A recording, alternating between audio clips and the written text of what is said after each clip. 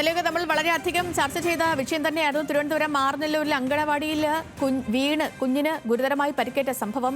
ഈ സംഭവത്തിൽ ഇപ്പോൾ ഈ അങ്കണവാടി ജീവനക്കാർക്ക് സസ്പെൻഷൻ ആയിട്ടുണ്ട്, നടപടിയായിട്ടുണ്ട്. അധ്യാപിക ശുഭലക്ഷ്മിക്കും ഹെൽപ്പർക്കും എതിരാണ് നടപടി. അഞ്ജു ജയപ്രകാശോട് നമുക്കിപ്പം. Anju, good morning.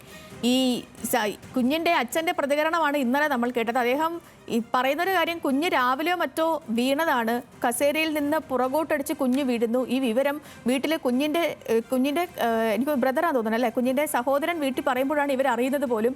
ഈ കാര്യം അവിടുത്തെ അധ്യാപകരോട് വിളിച്ച് ചോദിക്കുമ്പോൾ പോലും അതിനെ ഒട്ടും ഭയങ്കരമായിട്ട് നിസാരവൽക്കരിച്ചുള്ള ഒരു മറുപടിയാണ് വന്നത്. കുഞ്ഞ് ഗുരുതരാവസ്ഥയിൽ ആശുപത്രിയിലാണ്.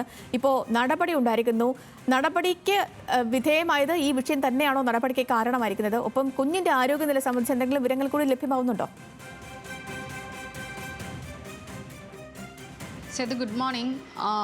ഈ മാറനല്ലൂർ 8-ാം വാർഡിലാണ് ഈ വ്യാഴാഴ്ച ഉച്ചയോടുകൂടി ഈ സംഭവം നടക്കുന്നത്. സംഭവത്തിൻ്റെ ഗൗരവം കണക്കിലെടുത്തുകൊണ്ടാണ് ഇത്തരത്തിലൊരു നടപടി ഉണ്ടായിരിക്കുന്നത്. എന്തായാലും ഈ അധ്യാപികയായിട്ടുള്ള ഈ അധ്യാപികക്കും ഒപ്പം അധ്യാപിക ശുഭലക്ഷ്മി, ഹെൽപ്പറായിട്ടുള്ള ഷീബ, ഇവർക്ക് 2 പേർക്കുമാണ് സസ്പെൻഷൻ നൽകിയിരിക്കുന്നത്.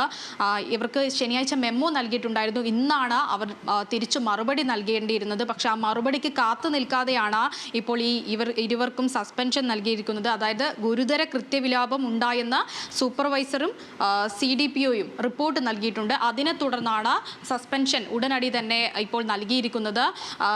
നേരത്തെ സേതു സൂചിപ്പിച്ചതുപോലെ തന്നെ ഇത്തരം ഉച്ചയ്ക്ക് സംഭവിച്ച ഒരു അപകടം, അതിനെക്കുറിച്ച് വീട്ടിലെത്തിയിട്ടും അല്ലെങ്കിൽ രക്ഷിതാവ് അംഗനവാടിയിൽ നിന്ന് ഈ കുഞ്ഞുങ്ങളെ കൂട്ടിക്കൊണ്ടുപോകാൻ വന്ന സമയത്ത് പോലും അധ്യാപകർ സൂചിപ്പിച്ചിട്ടുണ്ടായിരുന്ന വീട്ടിലെത്തി ഭക്ഷണം കഴിക്കുന്നതിനിടയിൽ നിർത്താതെ ഛർദി ഉണ്ടായതിനെ തുടർന്നാണ് രക്ഷിതാക്കൾ കുഞ്ഞിനെ പരിശോധിക്കുകയും തലയുടെ പുറകുവശത്തായിട്ട് ഒരു മുഴ കാണുകയും തുടർന്ന് സഹോദരൻ ഈ വിഷയത്തെക്കുറിച്ച് കുട്ടി ഇത്തരത്തിൽ വീണ് പരിക്കേറ്റതിനെ കുറിച്ചും പറയുകയുണ്ടായി. എന്നിട്ട് ഈ അധ്യാപകരോട് വിളിച്ചു ചോദിക്കുമ്പോൾ വളരെ നിസാരവൽക്കരിച്ചുകൊണ്ട് ഈ കാര്യത്തെ അവതരിപ്പിക്കുകയും ചെയ്തു.